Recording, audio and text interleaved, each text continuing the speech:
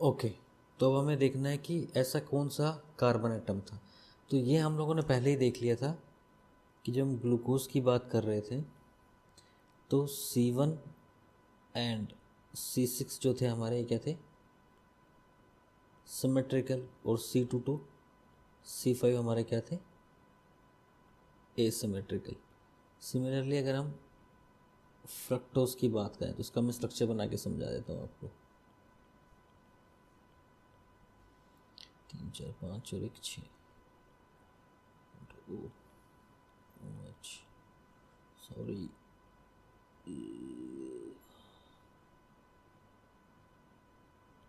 ओ H, O H, O H, O H.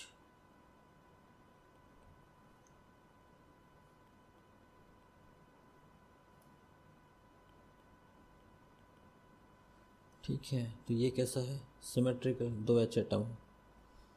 ये कैसा है, सिमेट्रिकल, 2 एच एटम। ये कैसा है, सिमेट्रिकल, डबल बॉन्ड, है ना। बाकी सभी क्या हैं आपके, एसिमेट्रिकल।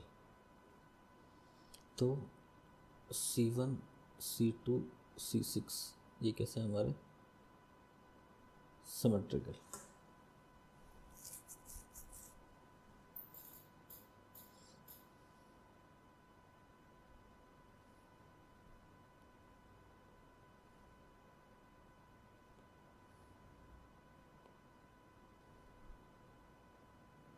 इसे हम हटा देते हैं, उसके बाद आगे शुरू करते हैं।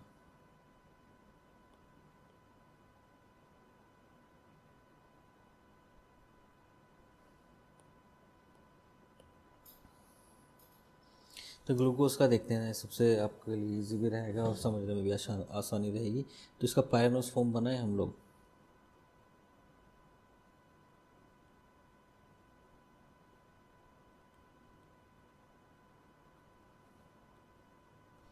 ऐसा बनेगा,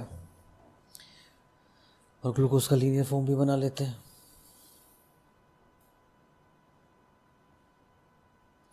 थर्ड पे OH इस तरफ में है, यहाँ हमारा CH जो है, बाकी सबके OH हमारे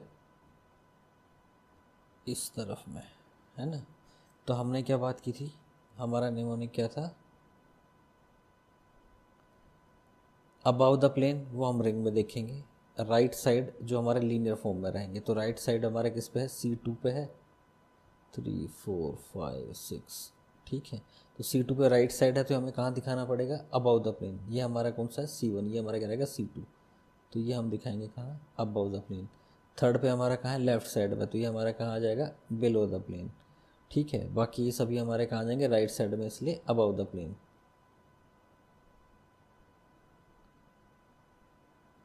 इसका तो आप कहीं भी लिख दो, कोई फ़र्क नहीं पड़ेगा, अलग से इसको दिखाना पड़ेगा। तो अब हमारे C1 और C6 की बात करेंगे, तो मेन जो हमारा अभी जिससे हमारा रिएक्शन हुई थी, है ना, अभी हम उस चीज़ को देखें कि भाई जो हमारा मेन रिएक्शन वाला कार्बन था C1, मेन हमें इसी चीज़ पे कंसिडर करना है। फ्रक्टोज की बात करेंगे तो C2, वरना हमारा C1। ठीक है, तो C1 पे अब हमारा क्या होगा, तो इसकी वैलेंसी कंप्लीट करेंगे तो 1 2, दो बच गई ना। अब एक H आएगा और एक OH भी आएगा। अब डिपेंड करता है, अगर आप इसमें OH अबव द प्लेन लगा रहे हैं, ठीक है, तो अबव द प्लेन, ठीक है, तो ये हमारा किस में चला जाएगा, बीटा फॉर्म में। तो हम इसको बोलेंगे beta pyranose structure of glucose. ठीक है, और अगर हम इसको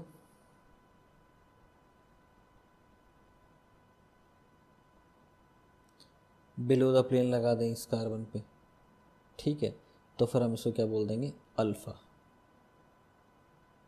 ठीक है, क्लियर है ये सब चीज़। तो हमें पता चल गया बीटा और अल्फ़ा क्या होते हैं।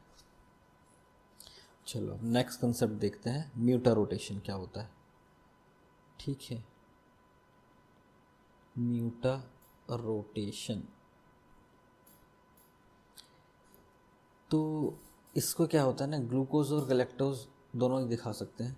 ठीक है ना, ग्लूकोज भी दिखा सकता है आपका, गैलेक्टोज भी दिखा सकता है, कोई बड़ी बात नहीं है। होता क्या है कि जब आप एक बीकर में या एक वेसल के अंदर में जब एक्वा सॉल्यूशन बनाते हैं, क्या डालते हैं इसके अंदर आप? ग्लूकोज, है ना, डी ग्लूकोज मान लो आपने डाल दिया, डी फॉर्म उसका, ठीक है। तो जो फ्रेशली प्रिपेयर्ड सॉल्यूशन था आपका, वर्ड ध्यान रखिएगा, फ्रेशली, तो फ्रेशली प्रिपेयर्ड जो सॉल्यूशन था इसकी ऑप्टिक एक्टिविटी टेस्ट करते हैं, ठीक है। कैसे करना है वो छोड़ दो, ध्यान रखना है कि कितनी आई थी आपको, 112 डिग्री, वो भी पॉजिटिव, ठीक है। अब इसी सॉल्यूशन को अगर हम 37 डिग्री सेंटीग्रेड पे 12 आवर्स के लिए रख दें, तो हमने देखा कि इसकी जो ऑप्टिकल एक्टिविटी है वो अभी कितनी हो चुकी है, 52.5 डिग्री पॉजिटिव ही, है ना। तो इसका मतलब ये था कि भाई ऑब्वियसली बात है भाई, जब डी ग्लूकोज से आपने बनाया सॉल्यूशन तो कुछ एक ऐसा कंपाउंड बना था जिसकी एक्टिविटी ज़्यादा थी और जो ओवर द टाइम कम हुई है, तो कुछ ऐसा था जो इसकी एक्टिविटी को एंटागोनाइज कर रहा था, है ना। तो यही चीज़ है। तो अब क्वेश्चन क्या आता है कि भाई म्यूटा रोटेशन प्रॉपर्टी किस वजह से है, डीएल आइसोमेरिज्म की वजह से है कि नहीं, नहीं है ये उसकी वजह से, है ना, क्योंकि glucose is still D glucose, अभी भी वो डी ग्लूकोज की फॉर्म में ही है इस सॉल्यूशन के अंदर में। तो चेंज क्या हुआ है, चेंज हुआ है जब हमें पता चला कि हमने चेक किया कि भाई अल्फ़ा ग्लूकोज की एक्टिविटी देख लेते हैं हम लोग कितनी होती है, तो हमें पता चला कि ये 112 डिग्री पॉजिटिव की होती है। और बीटा ग्लूकोज की जब हमने पता करने की कोशिश की तो हमें पता चला कि ये केवल +19 डिग्री होती है। तो इसलिए हम जो फ्रेशली प्रिपेयर्ड हमारा सॉल्यूशन था उसकी डिग्री कितनी थी, ऑप्टिकल एक्टिविटी कितने डिग्रीज की थी, +112 डिग्रीज। तो इसका मतलब फ्रेशली प्रिपेयर्ड जो आपका सॉल्यूशन था वो मेनली आपका अल्फ़ा ग्लूकोज था, ठीक है। या आप बोल सकते हैं इसको अल्फ़ा डी ग्लूकोज था, क्योंकि डी आपका सेम ही रहेगा, ठीक है, अल्फ़ा डी ग्लूकोज था। और ओवर द टाइम क्या हुआ, उसके अंदर बीटा डी ग्लूकोज की एक्टिविटी इंक्रीज़ होती गई, ठीक है, या अमाउंट इसकी इंक्रीज़ होती गई, बीटा डी ग्लूकोज की अमाउंट इंक्रीज़ होती गई और अल्फ़ा कम होता चला गया। इसलिए आपकी एक्टिविटी एक इक्विलिब्रियम पे आके सेट हो गई, जो था आपका 52.5 डिग्री, ठीक है। तो अगर हम अब बात करें, ठीक है, तो ऑलमोस्ट अगर मैं रफली आपको बताऊं तो जो अल्फ़ा फॉर्म है वो आपकी 1/3 रह जाती है और जो बीटा फॉर्म है आपकी 2/3 बन जाती है इक्विलिब्रियम के ऊपर, ठीक है। ओके, चलो, तो हम ये बात बोल सकते हैं अभी कि भाई अल्फ़ा ग्लूकोज था, जब एनोमेरिज्म की बात करेंगे तो ये प्रिकर्सर फॉर्म थी, बीटा ग्लूकोज आपकी प्रीडोमिनेंट फॉर्म थी। बस यही है आपका अल्फ़ा बीटा एनोमेरिज्म एंड म्यूटा रोटेशन। तो मैं अगर ये कहूँ कि alpha D glucose in pyranose form, ये आपका प्रीकर्सर था, ठीक है। And beta D glucose in pyranose form, ये आपका प्रीडोमिनेंट रहेगा इक्विलिब्रियम पे। तो दोनों ही चीज़ें आपकी ठीक है ना। चलो अब बात करते हैं हम इनांशियोमेरिज्म की। इनांशियोमेरिज्म का दूसरा नाम हमारा क्या है, डी और एल आइसोमेराइजेशन। ये बहुत ज़्यादा सिंपल है, इसमें कुछ नहीं करना है, सिंपल से आपको स्ट्रक्चर बनाना है ग्लूकोज का, ठीक है। तो ग्लूकोज का लीनियर स्ट्रक्चर बनाओ। CHO 3 बार हो गया, 4 बार हो गया, 5 बार हो गया, 6 बार हो गया। OH H OH H OH OH H H। अब की बार मैं जो मिरर इमेज है उसमें केवल OH दिखाऊंगा, है ना। तो मान लीजिए इसके सामने एक मिरर लगा देते हैं। फिजिक्स में ऐसे लगाते थे ना मिरर, और फिर उसकी मिरर इमेज शो करते थे दूसरी तरफ में। दूसरी तरफ मिरर इमेज इसे कैसे बनेगी भाई, CHO अभी आपका CHO ही रहेगा, कोई बड़ी बात नहीं है ना। और OH अब आपका इस तरफ आपको दिखाई देगा, ठीक है। ये वाला H आपको पास में दिखाई देगा, OH आपका दूर चला जाएगा। तो इसी तरीके से ही हम बनाएंगे, है ना। तो ये सभी OH यहाँ पर आ गए, तो H भी लगा ही देते हैं यार, ठीक है। तो what is ultimate and what is penultimate, है ना। तो अल्टीमेट का मतलब क्या होता है आपका, लास्ट। सबसे अच्छी चीज़ सबसे लास्ट में मिलती है ना, वही वाली बात है कि यार ये तो अल्टीमेट चीज़ थी कि भाई इससे ऊपर चीज़ कुछ है नहीं। तो वैसे ही जो लास्ट कार्बन आपका होगा उसको हम क्या बोलेंगे, अल्टीमेट कार्बन, ठीक है। और पेन अल्टीमेट कार्बन हमारा क्या होगा, जो हमारा सेकेंड लास्ट था। तो डी और एल आइसोमेरिज्म जो है वो आपको सेकेंड लास्ट कार्बन पे देखने हैं, है ना। तो सेकेंड लास्ट हमारा कार्बन कौन सा हो गया, इधर ये और इधर की तरफ में ये, ठीक है। सीधी सी बात रहेगी इसके अंदर, अगर किसी स्ट्रक्चर में इफ़ OH जो है आपका लेफ्ट साइड पे है तो ये कौन सी फॉर्म हो जाएगी आपकी, L form, L for L। Otherwise means अगर राइट साइड पे है तो हम उसको बोल देंगे D फॉर्म, ठीक है। तो यहीं से चीज़ें आपकी आई हैं जो हम बात कर रहे हैं तब से, कि ग्लूकोन D है, D ग्लूकोज है, तो वही चीज़ है। बस इतना ही था आइसोमेरिज्म। तो आइसोमेरिज्म ख़त्म हो गया है। अब हम शुरू करेंगे कार्बोहाइड्रेट्स प्रॉपर, है ना। प्रॉपर का मतलब हम लोग अब शुरू करेंगे, हमने लिखा था कि डाइसैकेराइड हम बाद में पढ़ेंगे, तो डाइसैकेराइड से ही हम लोग शुरू करेंगे।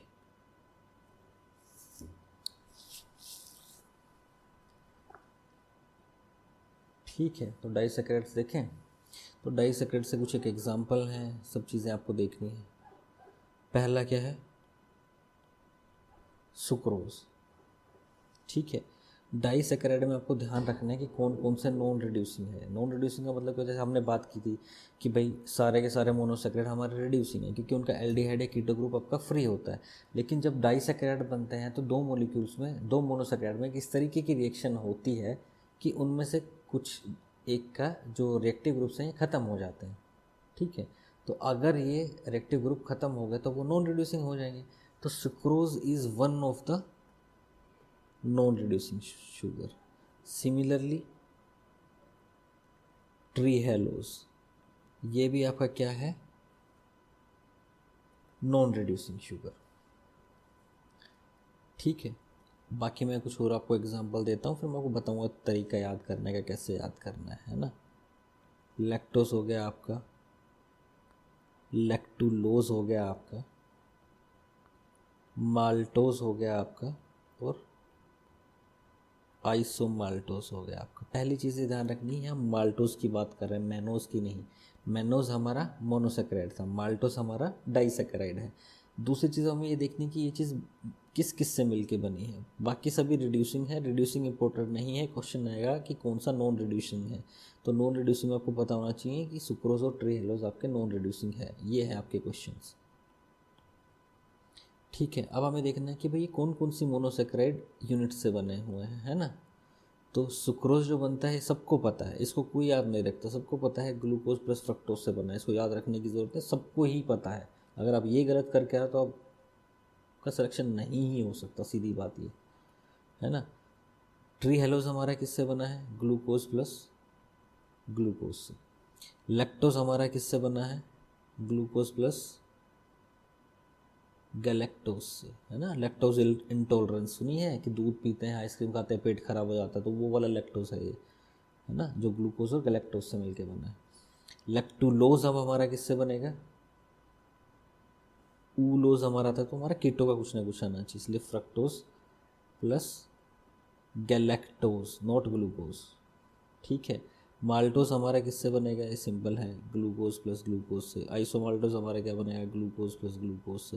ओके सर, ये भी ग्लूकोज प्लस ग्लूकोज से है, ये भी ग्लूकोज प्लस ग्लूकोज से, ये भी ग्लूकोज प्लस ग्लूकोज से, तो डिफरेंस क्या है, डिफरेंस है आइसोमराइजेशन का, या डिफरेंस है कि कौन सा किस कार्बन से जाके एक दूसरे से रिएक्ट करके तब स्ट्रक्चर को बना रहे हैं, है ना। तो वो अब हम कैसे समझ पाएंगे, उसके लिए हमें पता होना चाहिए कि बॉन्ड कौन सा फॉर्म हुआ है इनके बीच में। तो ग्लूकोज का हमें सबको पता है ना, कोई याद नहीं रखता इसका। हमें पता है ग्लूकोज का रिएक्टिव ग्रुप कौन सा था, एल्डिहाइड, जो किस कार्बन पे था, 1 पे, है ना। फ्रक्टोज का रिएक्टिव ग्रुप कौन सा है, कीटो, जो किस कार्बन पे था, 2 पे। ग्लूकोज की प्रीडोमिनेंट फॉर्म हमारी कौन सी थी, सॉरी, प्रीकर्सर फॉर्म हमारी कौन सी थी, वहाँ से रिएक्ट होगा हमारा अल्फ़ा, और यहाँ हमारा आ जाएगा बीटा। तो इन दोनों के बीच में बनेगा, है ना। सीधा से याद रख लो यार, तुम बाकी मत पढ़ो चक्कर में, 1 2 जो रिएक्टिव ग्रुप है उनका ध्यान रखो, और बाकी मत पछड़े में पढ़ना। सीधा है कि भाई पहला रिएक्टिव ग्रुप इसका था, दूसरा रिएक्टिव ग्रुप फ्रक्टोज का था, फ्रक्टोज का सेकंड था, तो अल्फ़ा और बीटा, 1 अल्फ़ा और 2 बीटा, इनके बीच में आपका क्या होगा, रिएक्शन होगी। अब ऐसा हुआ क्योंकि मैंने आपको बताया था अल्फ़ा डी ग्लूको पायरेनोसिल, ये आएगा यहाँ से, है ना। पायरेनो इसका प्रेडोमिनेंट फॉर्म था, डी ग्लूकोज था, ठीक है, और अल्फ़ा इसका एनोमरिक वाला था, ठीक है। यही हमने बात की थी ना पीछे कि भाई अल्फ़ा ही आपका है प्रीकर्सर फॉर्म, तो प्रीकर्सर फॉर्म ही यहाँ पे रिएक्ट कर जाता है, ठीक है। और बीटा के बारे इसके बारे में हम बात करेंगे, किसके बारे में, फ्रक्टोज के बारे में, है ना। तो इसका क्या आता है, बीटा डी फ्रक्टो फ्यूरेनोसाइड या फ्यूरेनोसल, जो भी आप बोलना चाहें, है ना। तो वही डी वही फ्रक्टो इसका आपका प्रीडोमिनेंट फॉर्म, और बीटा वाला फॉर्म इसका रिएक्ट करता है। तो इतनी सब चीज़ें याद रखने की ज़रूरत नहीं, आसान भाषा में बस इतना याद रखना कि अल्फ़ा बीटा 1 2 ये है हमारा इसमें सुक्रोज में, ठीक है। अब हम बात करते हैं किसकी, ट्रीहेलोज की, ग्लूकोज और ग्लूकोज ही है ना। तो दोनों का रिएक्टिव ग्रुप कहाँ पे है, 1 1 पे, तो अल्फ़ा 1 1 ग्लाइकोसाइडिक लिंकेज फॉर्म हुआ है ना। लैक्टोज की बात करते हैं, ग्लूकोज प्लस गैलेक्टोज की, ठीक है। इसमें खास बात क्या रहता है कि बीटा फॉर्म रहती है ग्लूकोज की जो रिएक्ट करती है, तो बीटा 1 4 ग्लाइकोसिडिक बॉन्ड बनाए गए हैं आपस में, है ना। और जब हम बात करते हैं लैक्टुलोज की, तो बीटा 1 4 ग्लाइकोसिडिक बॉन्ड बनाएंगे। यहाँ पे आपका जो फ्रक्टोज है ये हमारा बीटा होता है, यहाँ हमारा ग्लूकोज था वो बीटा था, है ना। और माल्टोज और आइसोमाल्टोज की बात करेंगे तो ये अल्फ़ा 1 4 का लिंकेज बनाएगा, ये अल्फ़ा 1 6 का बनाएगा। अलग अलग पोजीशन पे जब ये रिएक्ट करेंगे तो अलग अलग मॉलिक्यूल्स देंगे, ग्लाइकोसिडिक लिंकेज ग्लाइकोसाइडिक लिंकेज। अब परेशानी ये है कि इनको याद कैसे रखें, अगर क्वेश्चन आता है तो इनको याद कैसे रखें, है ना। तो इनको याद रखने का तरीका क्या है, सबको पता है, क्या पता है कि किसी को एम आई मतलब मायोकार्डियल इन्फारक्शन, है ना। जब किसी को एम आई आता है तो उससे कौन सा सेगमेंट जाता है, एस टी का। इसमें हमें क्या मिलता है, लार्ज एलिवेशन, ठीक है। इसी तरीके से ध्यान रखना है। एस फॉर सुक्रोज, सबको पता है, मैं नहीं बताऊंगा, अल्फ़ा बीटा 1 2, अल्फ़ा 1 बीटा 2, या 1 अल्फ़ा और 2 बीटा, जो भी आप बोलना चाहें। और किस किस से मिल के बना है, ग्लूकोज प्लस फ्रक्टोज से, ठीक है। अब आती है बात इन तीनों की कि ये तीनों किससे मिलके बने हैं, ग्लूकोज और ग्लूकोज से।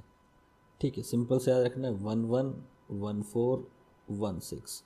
तो ट्री हेलोज, माल्टोज और आइसोमाल्टोज तीनों के हमें बदल गए किससे बने हैं, ग्लूकोज और ग्लूकोज से। इसमें 11 लिंकेज, इसमें 14 लिंकेज और इसमें 16 लिंकेज। ख़त्म। अब बात करते हैं हम लोग किसका, लैक्टोज एंड लैक्टुलोज का, है ना।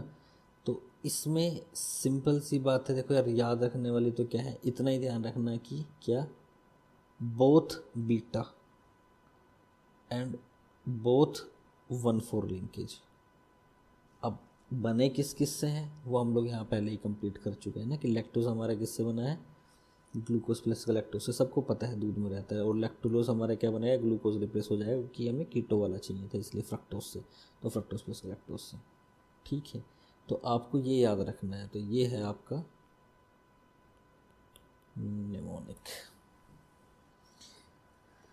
ठीक है, तो डाइसैकेराइड्स ख़त्म, इतना ही था डाइसैकेराइड्स का। अब हम बात कर लेते हैं किसकी, ओलिगोसैकेराइड्स की।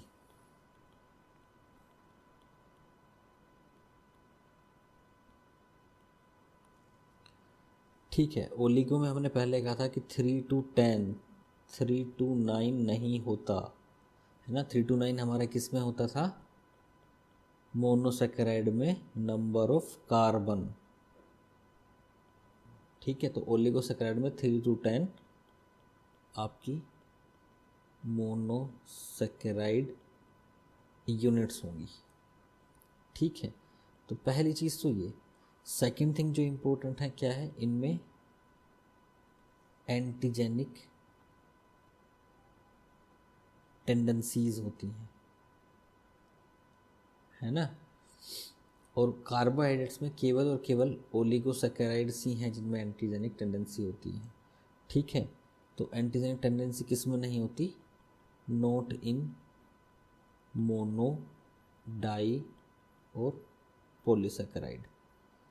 ठीक है, कब होती है और एंटीजेनिक टेंडेंसी, जब ये बनाएंगे वहन फॉर्म से पार्ट ऑफ सेल मेम्ब्रेन।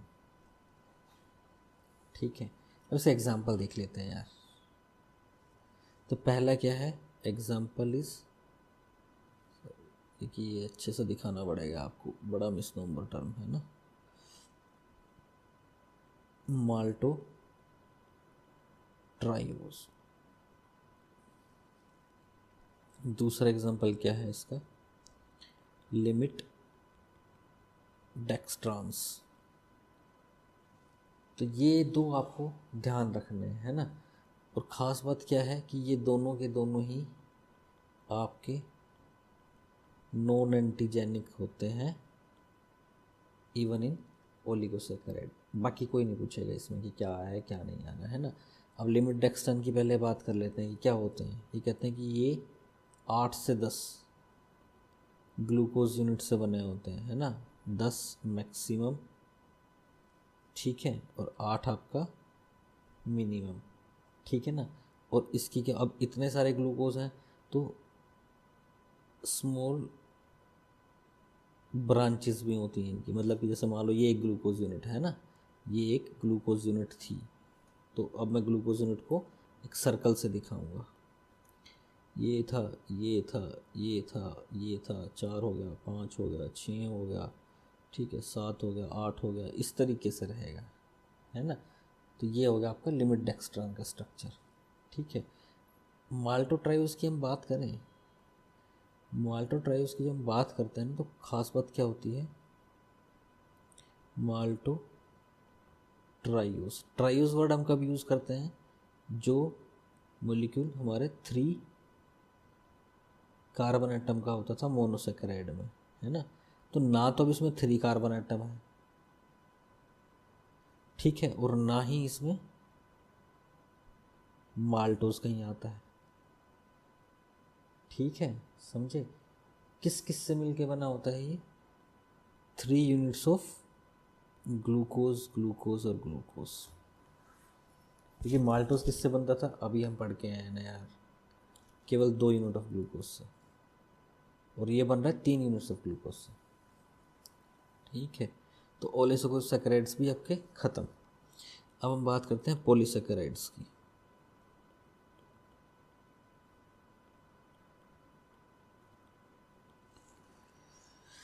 तो पॉलीसैकेराइड्स को इस तरीके से डिवाइड कर दिया गया है ना, होमोपॉलीसैकेराइड्स एंड हेट्रोपॉलीसैकेराइड्स। तो होमो में क्या है, नाम से पता चल रहा है क्या कि सेम मोनोसैकेराइड यूनिट रहेगी आपकी, जो बार बार रिपीट होगी या बार बार एक दूसरे से अटैच होगी, है ना, तो सेम। और हेट्रो में क्या हो जाएगी आपकी, डिफरेंट मोनोसैकेराइड्स।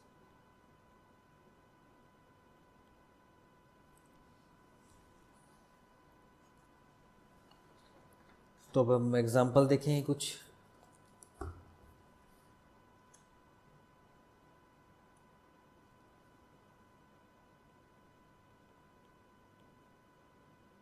होमो पॉलीसैकेराइड्स के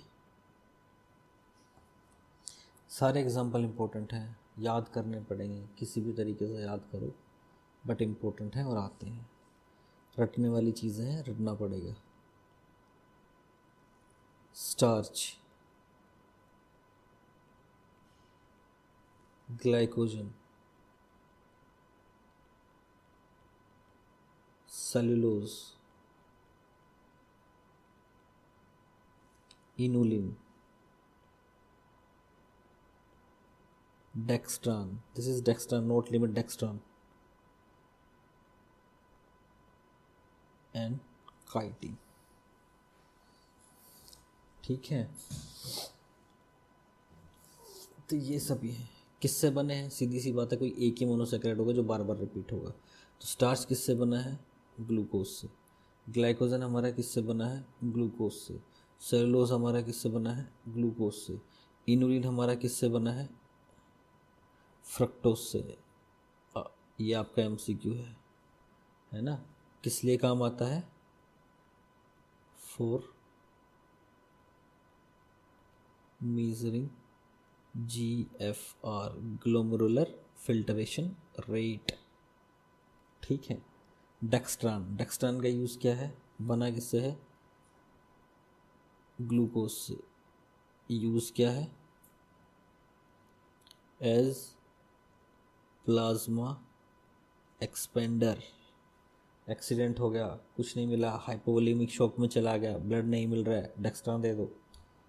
ठीक है, फिर आता है हमारा क्या, काइटिन, क्या बनाता है,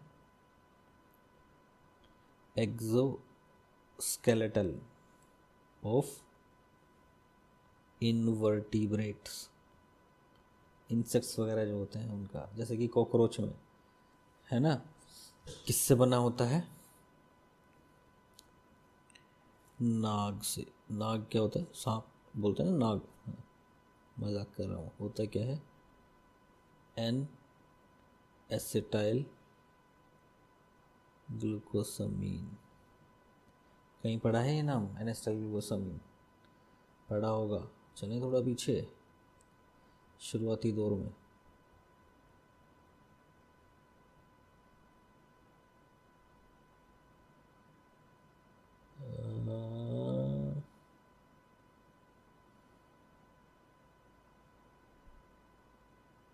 शायद मैंने नहीं बताया, चलो आगे आएगा जब देख लेंगे, बता देंगे आपको, है ना। ठीक है, आगे भी आएगा तब बता देंगे, बस याद रखना है ना, याद रखना बहुत ज़रूरी है। याद कैसे रखोगे कि किसमें किससे में किसके अंदर होता है, फॉर एग्ज़ाम्पल कॉकरोच के अंदर, और कॉकरोच को कौन खाता है, नाग। बस ऐसे याद रहेगा कि इनवर्टिब्रेट के अंदर था, नाग का बना हुआ था, एनेस्टाइल ग्लूकोसामीन का। ठीक है, अब आता है इनका लिंकेज। तो स्टार्च में लिंकेज हमारा क्या क्या होता है, अल्फ़ा 1 4, दूसरा अल्फ़ा 1 6। दो तरीके की लिंकेज होगा, जब स्ट्रेट कनेक्ट होगा स्ट्रक्चर तो 1,4 से, और जब भी ब्रांचिंग होगी तो 1,6 पे कनेक्ट होगा, ध्यान रखना है ना। सिमिलरली ग्लाइकोजन में भी अल्फ़ा 1,4 है ना, इसको इस तरीके से दिखाता है वरना काफ़ी ज़्यादा कोमा लग जाएंगे यार। 1,4 एंड अल्फ़ा 1,6। सेलुलोज के जब स्ट्रक्चर की बात करते हैं तो क्या होता है इसमें, बीटा 1,4। इनुलिन की बात करते हैं तो बीटा 1,2। डेक्स्ट्रान की बात करेंगे तो अल्फ़ा 1,6 सॉरी 1,6 1,4 एंड 1,3, ठीक है। और जब काइटिन की बात करेंगे तो बीटा 1,4, याद करना पड़ेगा, कोई ऑप्शन नहीं है इस चीज़ का, ठीक है। अब इसमें भी इतना ही है कि भाई स्टार्च और ग्लूकोज इनका सबको पता होता है, ये आप गलती नहीं कर सकते, ठीक है, सबको पता होता है, नहीं कर सकते आप गलती। फिर भी मैं अगर थोड़ा सा आपको और याद करने के तरीके से बताऊं तो अगर मैं कहूं कि भाई स्टार्च और ग्लाइकोजन सबको पता है यार, ग्लूकोज से बना है, अल्फ़ा 1,4 जब स्ट्रेट लिंकेज होगा ब्रांचिंग होगी तो अल्फ़ा 1,6 की होगी, तो छोड़ दो इसको। इसके अलावा हम लोग क्या याद रखेंगे कि भाई कैप पहन के आए हैं हमारे पास में CID, ठीक है। तो ये हम मान लेते हैं हमारा क्या है,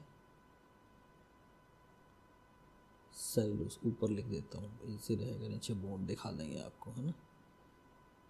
ये हमारा क्या रहेगा, सेलुलोज, ये हमारा क्या रहेगा, काइटिन। अब सर हम कैसे डिसाइड करें कि पहले वाला सेलुलोज था कि बाद वाला, अरे भाई C के बाद में I है तो काइटिन ये वाला होगा आपका, ऐसे ध्यान रख लेना, है ना। I से हमारा क्या हो जाएगा, इनुलिन, और D से हमारा क्या हो जाएगा, डेक्स्ट्रान, ठीक है। तब लिंकेज की बात कर लें तो जो आपके C वाले थे ना दोनों मॉलिक्यूल क्या है वो आप ध्यान रखेंगे। भाई सेलुलोज सबको पता है भाई किसका बना है, ये देखो यार ग्लूकोज का बना हुआ है, ठीक है। और आपका काइटिन किससे बना है, एनिसिल ग्लूकोसामीन से बना हुआ है ना। बस आपको आगे का ध्यान रखना है ना, मेन तो वही परेशानी है कि उसको कैसे रटें कि ये भी हमारा बीटा 1,4 है, ये भी हमारा बीटा 1,4 है, हो गया। इनुलिन हमारा क्या है, बीटा 1,2, ठीक है। और ये हमारा क्या है, 1,2 के बाद में 1,3 1,4 5 कुछ नहीं होता और 1,6, याद हो जाएंगी, थोड़ी सी प्रैक्टिस करोगे बार बार इन चीज़ों की याद हो जाएंगी ये सब चीज़ें, ठीक है। अब सेलुलोज को डाइजेस्ट करने के लिए हमें क्या एंजाइम चाहिए होता है, सेलुलोज को डाइजेस्ट करने के लिए सेल्यूलेज एंजाइम चाहिए होता है, फिर से क्या होता है, डाइजेशन। और सेलुलोज जो है, सेल्यूलेज जो है ह्यूमंस में होता नहीं, इसलिए हम लोग सेलुलोज डाइजेस्ट नहीं कर सकते, ठीक है। अब इतने टाइम से ये सब चीज़ें चल रही थी कि स्टार्च ग्लाइकोजन सबको पता है, क्यों सबको पता है यार, इसलिए सबको पता है कि जब हम प्लांट किंगडम की बात करते हैं, है ना, तो इनका मेन पॉलीसेकेराइड या स्टोरेज फॉर्म ऑफ पॉलीसेकेराइड जिसमें एक खाना स्टोर करते हैं वो हमारा क्या होता है, स्टार्च। और जब हम एनिमल किंगडम की बात करते हैं तो इनका मेन पॉलीसेकेराइड जिसमें एक खाना स्टोर करते हैं वो क्या होता है, ग्लाइकोजन। सो ग्लाइकोजन और स्टार्च ये आपकी क्या है, स्टोरेज पॉलीसेकेराइड फॉर्म्स, याद रहेगा। चलो अब यार आप ये भी कहोगे कि सर स्टार्च आपने बता तो दिया बट ये तो हमें भी पता है कि ग्लूकोज का बना हुआ है, और ग्लाइकोजन भी आपने बता दिया, ये भी हमें पता है कि ग्लूकोज का बना हुआ है, बॉन्ड भी दोनों की सेम है, तो फिर फ़र्क क्या है, फ़र्क ये है कि जो स्टार्च होता है इसके दो फॉर्म होते हैं, है ना। 80% ये किस में होता है आपका, अमाइलो पैक्टिन फॉर्म में, और 20% किस में होता है ये आपका अमाइलेज फॉर्म में, अमाइलोज फॉर्म में है ना, amylose. Amylose is just your linear structure, तो केवल 1,4 वाला लिंकेज ही रहता है इसके अंदर। अमाइलोपैक्टिन आपका ब्रांच स्ट्रक्चर होता है ना, ब्रांच्ड लाइक ग्लाइकोजन, ठीक है। तो जैसे कि ये ब्रांचिंग हो गई, मान लो ये ब्रांचिंग हो गई, मान लो ये ब्रांचिंग हो गई, इस तरीके से। और ब्रांचिंग होने बाद ही कैसा होता है, हमेशा बॉन्ड 1,6 का, वो भी मैं ग्लाइकोजन का बनाऊंगा तब मैं आपको दिखाऊंगा, है ना। तो यही आपकी क्या है, आपकी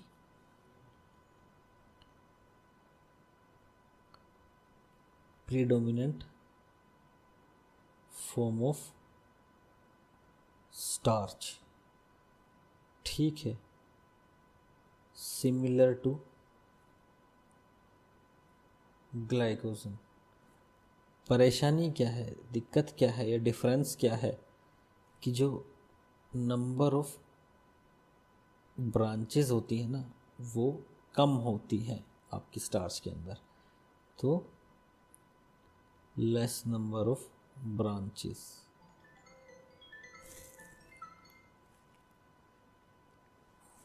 ठीक है, अब हम ग्लाइकोजन की बात कर लें। तो ग्लाइकोजन का स्ट्रक्चर बनाए, ये जो भी बीच में छोटे छोटे सर्कल आ रहे हैं ये सब आपके ग्लूकोज की यूनिट है ना।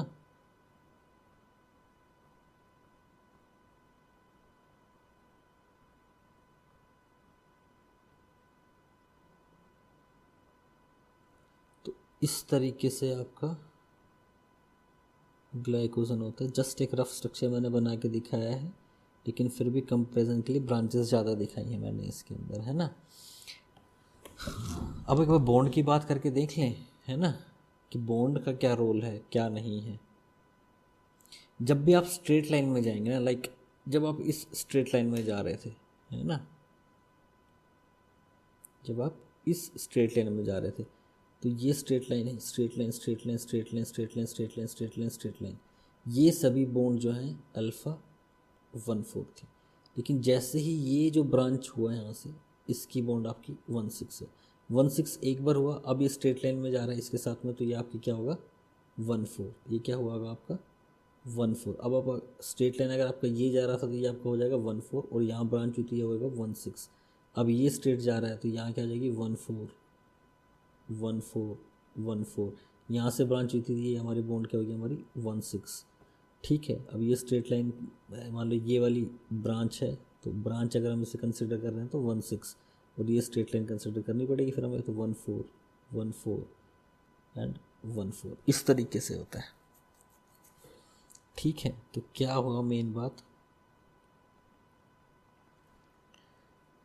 जब हम स्ट्रेट ब्रांच में बात करेंगे तो आपका लिंकेज आएगा 1,4, वो भी अल्फ़ा वाला, है ना।